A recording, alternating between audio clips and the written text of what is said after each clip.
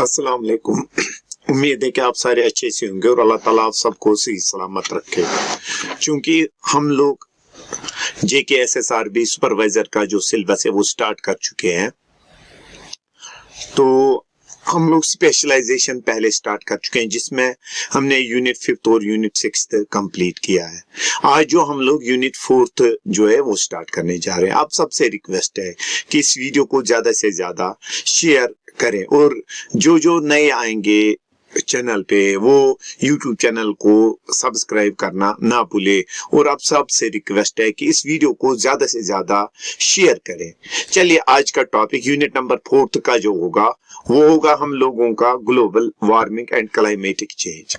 तो स्टार्ट करते हैं। ये ग्लोबल वार्मिंग या ये जो हमारे पास है क्लाइमेटिक चेंज क्या हुआ। सबसे पहले अगर हम लोग देखें ग्लोबल वार्मिंग क्या हुआ, ग्लोबल वार्मिंग की अगर यहाँ पे हम लोग बात करें, ग्लोबल वार्मिंग हम लोग कहते हैं, तो ग्लोबल वार्मिंग की अगर बात करें तो ये ग्लोबल वार्मिंग किसको हम लोग कहते हैं। सबसे पहले हमें पता होना चाहिए कि अगर हमारा मेजर सोर्स जो हमें एनर्जी का है, लाइट का या हीट का, वो है सन। सन से जब हमें लाइट आ जाती है तो ये पहुंच जाती है अर्थ के ऊपर। ये देखिएगा, ये अर्थ के ऊपर, ये जो लाइट अर्थ के ऊपर पहुंच जाते हैं, इन अर्थ की लाइट में एक कंपोनेंट है जिसको हम लोग कहते हैं इंफ्रारेड। और ये जो इंफ्रारेड लाइट है इसका हीटिंग इफेक्ट होता है जब ये स्ट्राइक करती है। किसके साथ स्ट्राइक यहाँ पे करती है? स्ट्राइक करती है अर्थ के साथ। अर्थ के साथ स्ट्राइक करने के बाद यहाँ पे जो है ये आधी लाइट जो है बाउंस बैक हो जाती है, यानी वापस जाना चाहती है। जब ये वापस जाना चाहती है तो यहाँ पे अगर हम लोग देखें एटमॉस्फेयर में प्रेजेंट होती हैं गैसेस, जिन गैसेस को हम लोग कहते हैं ग्रीन हाउस गैसेस। अब इन ग्रीन हाउस गैसेस की अगर हम लोग बात करें, इनमें आ जाते हैं सबसे पहले वाटर वेपर्स। क्या आ जाते हैं? वाटर वेपर्स, जैसे यहां पे बता चुके हैं हम लोग। सेकंड वन आ जाता है वाटर वेपर्स के बाद कार्बन डाइऑक्साइड। थर्ड वन आ जाती है नाइट्रस ऑक्साइड। चौथी वाली जो आ जाती है क्लोरोफ्लोरोकार्बन। फिफ्थ वन जो आ जाती है यहाँ पे मीथेन। ये मैंने कुछ गैसेस के नाम लिए जो हमारे एटमॉस्फेयर में प्रेजेंट होती है। अब यहां से जो इंफ्रारेड रेडिएशन वापस जाना चाहती है, पर्टिकुलरली जो कार्बन डाइऑक्साइड गैस है, ये इसे वापस पहुंचा देते हैं अर्थ के ऊपर।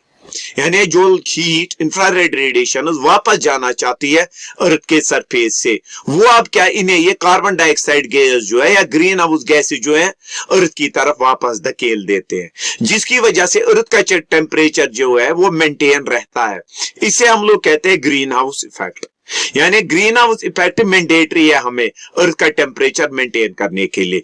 लेकिन अगर हम लोग बात करें ये अर्थ का टेम्परेचर अगर हमें मेंटेन करना है तो मेंटेन करने के लिए यहाँ पे क्या होता है? ग्रीन हाउस इफेक्ट है। अब अगर ये गैसेस, ग्रीन हाउस गैसेस की तादाद ज्यादा हुई, यहाँ पे देखिएगा आप, ग्रीन हाउस गैसेस की तादाद ज्यादा हुई, यहां से लाइट आई, इसने स्ट्राइक किया अर्थ की सरफेस के साथ और यहां से ये वापस जाना चाहती है। अब अगर ये यहां से वापस जाना चाहती है, क्योंकि यहां पे अगर हम लोग देखें इन ग्रीन हाउस गैसेस की तादाद ज्यादा है, ये सब की सब जो इंफ्रारेड रेडिएशन एटमॉस्फेयर में जाना चाहती है, एटमॉस्फेयर इन्हें वापस धकेल देता है, जिसे हम लोग कहते हैं ग्लोबल वार्मिंग। यानी ग्लोबल वार्मिंग हम लोग कहते हैं ग्रीन हाउस गैसेस जब इंक्रीज हो जाते हैं उसकी वजह से अगर अर्थ का टेम्परेचर रेज हो गया तो उसे हम लोग क्या कहते हैं? Global warming. यानी ग्लोबल हम लोग वार्मिंग कहते हैं increase in the mean temperature of earth surface, इसे आप लोग कहोगे ग्लोबल वार्मिंग। ग्लोबल वार्मिंग के लिए रेस्पॉन्सिबल जो है ग्रीन हाउस गैसेस, जिसमें हम लोगों की आ जाते हैं वाटर वेपर, हम लोगों का आ जाता है, हम लोगों को इसमें कार्बन डाइऑक्साइड आ जाता है, नाइट्रस ऑक्साइड आ जाता है, क्लोरोफ्लोरोकार्बन आ जाता है या मीथेन।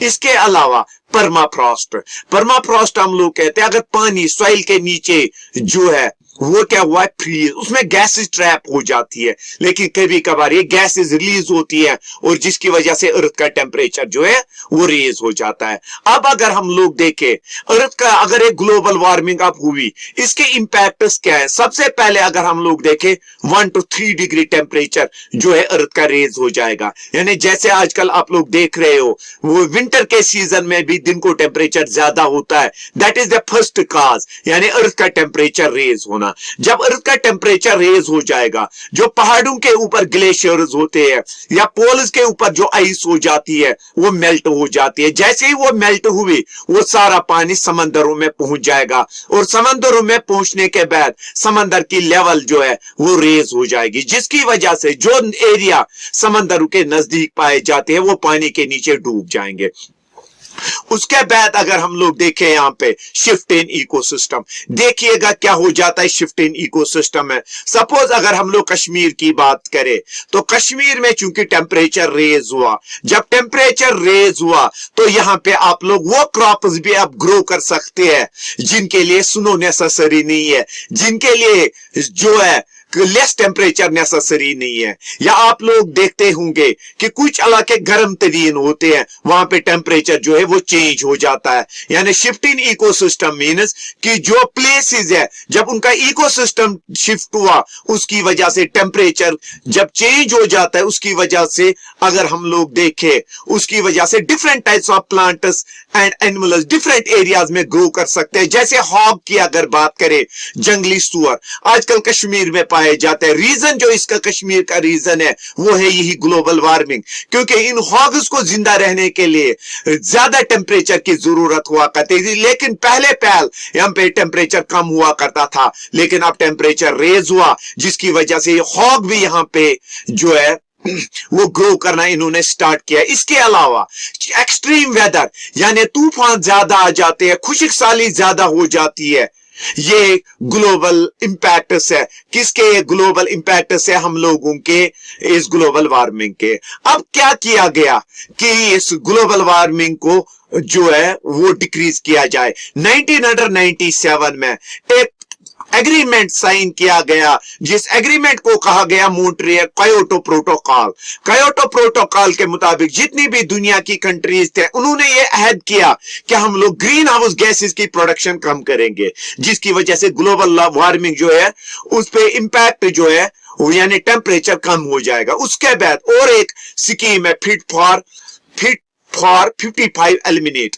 इसके मुताबिक दुनिया में जितने भी लोग हैं हम लोग चाहते हैं कि टिल 2030 55%, यहां पे देखिएगा, हम लोग चाहते हैं कि टिल 2030 हम लोग चाहते हैं कि 55% जो कार्बन डाइऑक्साइड है वो रिड्यूस होना चाहिए, जिसकी वजह से ग्लोबल वार्मिंग का रिवर्स होगा। उसके बाद हीट रेजिलियंस अलायंस, इसमें दुनिया के 30 ममालिक हिस्सा ले लेते हैं। इनका काम है जो अर्थ के ऊपर टेम्परेचर जो रेज हो रहा है तो उसके बारे में लोगों को एजुकेट करना है कि हम लोग इसको कैसे रिवर्स कर सकते हैं।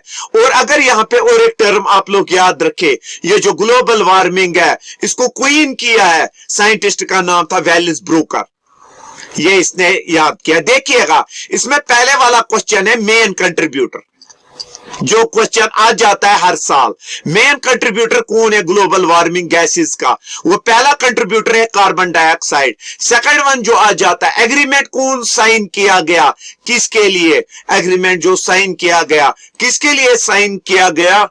That is for the decreasing the green house gases, उसको हम लोग कहते हैं कायोटो प्रोटोकॉल। अब उसके बाद हम लोग और एक टॉपिक पे चलते हैं, क्लाइमेटिक चेंज। देखिएगा बहुत सारे इंसान ऐसे हैं जो इस क्लाइमेटिक चेंज को, यानी यहां पे अगर हम लोग देखें, जो इस क्लाइमेटिक चेंज को मान लेते हैं, क्या मान लेते हैं? वो कहते हैं क्लाइमेटिक चेंज और ग्लोबल वार्मिंग सेम है। नहीं, ये दो डिफरेंट टर्म्स है। जब आपके टेम्परेचर में अर्थ का टेम्परेचर बहुत ज्यादा समय तक चेंज हो जाए, यही नहीं टेम्परेचर, यहां पे देखिएगा टेम्परेचर, अर्थ का टेम्परेचर कम या ज्यादा होना, अर्थ के वेदर में कोई चेंज आना। अब वेदर में देखिएगा क्या आ जाता है हमें, अगर हम लोग देखें स्नोफॉल ये कम या ज्यादा होना, रेनफॉल ये कम या ज्यादा होना, बिजलियां लाइटनिंग ये कम या ज्यादा होना, यानी ओवरऑल वेदर और टेम्परेचर में अगर चेंज आ जाए लेकिन वो बहुत ज्यादा समय तक आ जाए, उसे कहते हैं क्लाइमेटिक चेंज। यानी long term shifts in temperature and weather, what we call it as climatic change. अब क्लाइमेटिक चेंजेस के काजेस क्या है? अगर हम लोग यहां पे देखें ग्रीन हाउस गैसेस, ध्यान रखिएगा, या हम लोग ऐसे कह सकते हैं ग्लोबल वार्मिंग। ग्लोबल वार्मिंग की अगर बात करें और क्लाइमेटिक चेंजेस के, इनके दोनों काजेज सेम है। सबसे पहले कंटिनेंटल ड्रिफ्ट, चूंकि अगर हमारा ये एक कंटिनेंट है, ये दूसरा कंटिनेंट है, जब से ये दुनिया वजूद में आई है तो दुनिया में वजूद आने के साथ ही ये जो कंटिनेंट से एक दूसरे के करीब आ जाते हैं, जिसकी वजह से हम लोगों का क्लाइमेटिक पैटर्न जो है वो चेंज हो जाता है। वोल्केनिज्म यानी आतिशफशां पहाड़ों का फटना, जिसके जरिए हीट जो है वो डंप हो जाती है एटमॉस्फेयर में, या ग्रीन हाउस गैसेस एटमॉस्फेयर में डंप हो जाते हैं, वो भी एक काज है अर्थ के टेम्परेचर में, अर्थ के वेदर में चेंज आना। सेकंड वन, अगर हम लोग देखें, अर्थ अगर रिवॉल्व कर रही है, किसके इर्द गिर्द रिवॉल्व कर रही है? सन के इर्द गिर्द, या अपने एक्सिस के इर्द गिर्द अगर रिवॉल्व करती है, अर्थ ने जो अपनी जो पाथ है अराउंड द सन वो रोटेट करने का वो इसने चेंज किया है, जिसकी वजह से क्लाइमेटिक चेंज हो जाती है। उसके बाद ग्रीन हाउस गैसेस यानी carbon dioxide, water vapours, methane, nitrous oxide, इनकी तादाद अगर अर्थ में ज्यादा हुई तो इसकी वजह से भी क्लाइमेटिक चेंज हो सकती है। सेकंड वन, अगर हम लोग डिफरेंट लैंड पैटर्न इस्तेमाल करें, जैसे पहले हम लोग फॉरेस्ट्स हमारे जंगल हुआ करते थे, लेकिन अब इसके ऊपर हमने क्रॉप्स ग्रो करने स्टार्ट किए, राइस कल्टीवेशन ज्यादा हुई है। यानी अगर हम लोग डिफरेंट लैंड पर्पजेस कुदरत ने डिफरेंट यूजेस के लिए रखे थे, लेकिन आजकल हम लोग क्या करते हैं, इस लैंड को हम लोग डिफरेंट पर्पजेस के लिए इस्तेमाल करते हैं। जब हम लोग इसको डिफरेंट पर्पजेस के लिए इस्तेमाल करते हैं, उसकी वजह से भी हम लोगों की क्लाइमेटिक चेंज हुई है। ये तो यहाँ पे हम लोग बता रहे थे क्लाइमेटिक चेंज के बारे में। अब हमें कैसे पता चलेगा कि क्लाइमेटिक चेंज हुई है?